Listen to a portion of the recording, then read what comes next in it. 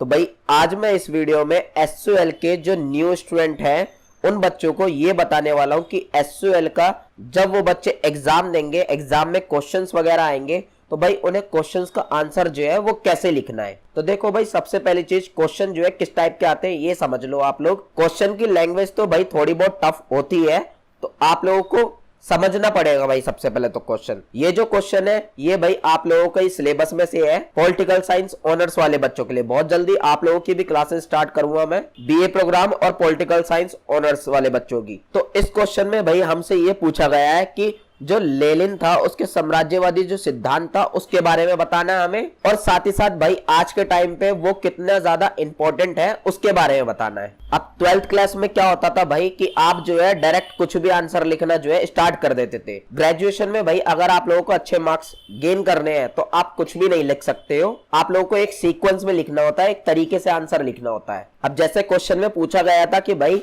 Lenin के साम्राज्यवादी सिद्धांत का वर्णन करने के लिए बोला गया था हमसे, यानी कि लेनिन ये जो इंसान है, ये जो फिलोसोफर है, इसके क्या विचार थे भाई, क्या व्यूज थे साम्राज्यवाद के ऊपर, ये बताना है। क्वेश्चन में ये पूछा गया हमसे। तो सबसे पहले भाई हमें इसी चीज को जो है एक्सप्लेन करना होता है एक तरीके से इंट्रोडक्शन के रूप में। जैसे कि मैंने यहाँ पे कर रखा है भाई आंसर के तौर पे साम्राज्यवाद का जो मतलब होता है वो एक्सप्लेन कर रखा है। ज्यादा बड़ा एक्सप्लेन नहीं करा, छोटा ही आप लोगों को एक्सप्लेन करना है, यानी कि 7-8 लाइन में मान के चलिए आप इतना एक्सप्लेन कर सकते हो इंट्रोडक्शन। फिर भाई आप लोगों को उस चीज के बारे में व्यूज देने होते हैं, फिलोसोफर्स के क्या व्यूज है या विचारक आप बोल सकते हो हिंदी में, उनके जो व्यूज होते हैं उस चीज के, उस टॉपिक के ऊपर वो देने होते हैं। सिंपली परिभाषा लिखना बहुत जरूरी है। अगर ये चीज अगर आप नहीं लिखोगे तो भाई आप लोगों को नंबर जो है अच्छे नहीं मिलेंगे। तो मिनिमम 3 परिभाषाएं तो आप लोगों को एग्जाम में लिखनी ही लिखनी होंगी। जैसे कि भाई मैंने 4 डेफिनेशंस जो है यहाँ पे लिखी है, तो यहां तक ये समझ लो अभी तक हमारा जो था इंट्रोडक्शन था। अब इसके बाद भाई आप लोगों को जो है अपना मेन आंसर स्टार्ट करना है, जो आप लोगों से पूछा गया था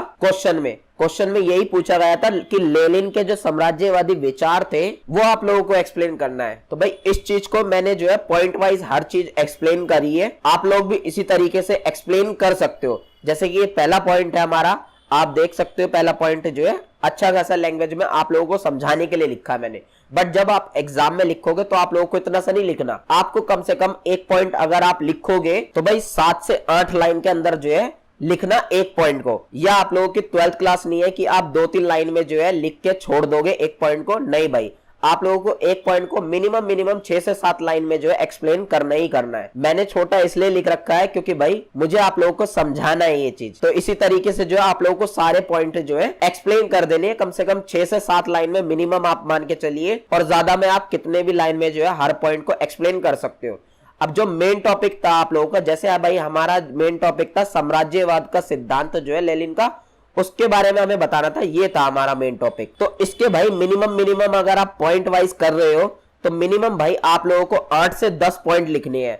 अगर आप छोटे पॉइंट लिख रहे हो तो भाई आप 10 से 12 पॉइंट मान के चलिए, और अगर जिस तरीके से मैं पॉइंट बता रहा हूं कम से कम 7 से 8 लाइन में, तो भाई आप लोगों को 8 से 10 पॉइंट जो है मिनिमम लिखने ही लिखने हैं। फिर उसके बाद भाई क्वेश्चन में हमसे ये पूछा गया था कि आज के टाइम पे साम्राज्यवाद का महत्व क्या है, साम्राज्यवाद की प्रासंगिकता क्या है, या इंपॉर्टेंस आप बोल सकते हो। फिर आप लोगों को इस तरीके से ये चीज एक्सप्लेन करनी होती है। ये चीज आप लोगों को ज्यादा बड़ी एक्सप्लेन नहीं करनी, इसके आप 5 से 6 पॉइंट जो है लिख सकते हो, क्योंकि मेन चीज क्या थी आप लोगों को समझ में आ गया होगा, साम्राज्यवाद का जो लेनिन वाला सिद्धांत था वो मेन चीज थी। तो देख सकते हो भाई मैंने भी इसे भी पॉइंट में एक्सप्लेन करा, और मैंने भी जो है इसके 5 पॉइंट जो है दिए हैं। अब लास्ट में भाई आप लोगों को जो है उसकी कुछ आलोचनाएं करनी है, इंग्लिश में क्रिटिसिज्म कहते हैं इसे, तो वो आप कर सकते हो आंसर में, या महत्व बता सकते हो लास्ट में। और ये सब भी अगर मान लो क्वेश्चन से रिलेटेड नहीं है तो भाई सिंपली जो है आप कुछ लाइनों के अंदर, 5 से 6 लाइनों के अंदर जो है निष्कर्ष लिख सकते हो, जिसे आप एक्सट्रैक्ट भी बोलते हो। तो आई होप आप लोगों को सिंपली जो है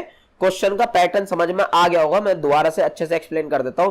देखो भाई सबसे पहले आप लोगों को इंट्रोडक्शन लिखना है, फिर उसके बाद भाई आप लोगों को विचारकों के जो व्यूज होते हैं, फिलोसोफर के जो व्यूज होते हैं, विचार होते हैं, 3 से 4 फिलोसोफर्स के देने ही देने हैं। उसके बाद भाई हम अपने जो है क्वेश्चन के मेन कोर पे आते हैं, जो मेन टॉपिक होता है उसको एक्सप्लेन करते हैं।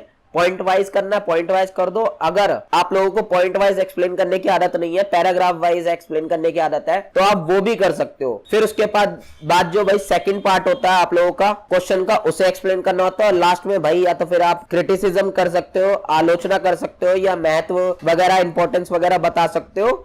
अदरवाइज ये सब चीजें ना हो तो आप जो है निष्कर्ष या एक्सट्रैक्ट इंग्लिश में बोलते हैं, ये चीज लिख के जो है छोड़ सकते हो। ये एक आप लोगों का बहुत अच्छा आंसर माना जाएगा। अब बच्चों का भाई यहाँ पे ये डाउट आता है कि सर हमें कितने पेज में ये मिनिमम आंसर जो है लिखना होगा। तो भाई मिनिमम जो है आप 5 से 6 पेज जो है मान के चलिए, इतने में आप लोगों को एक आंसर जो है अपना लिखना ही लिखना पड़ेगा। और अगर आप लोगों का हाथ तेज चलता है तो भाई आप 7 से 8 पेज जो है फिलअप कर सकते हो, भर सकते हो।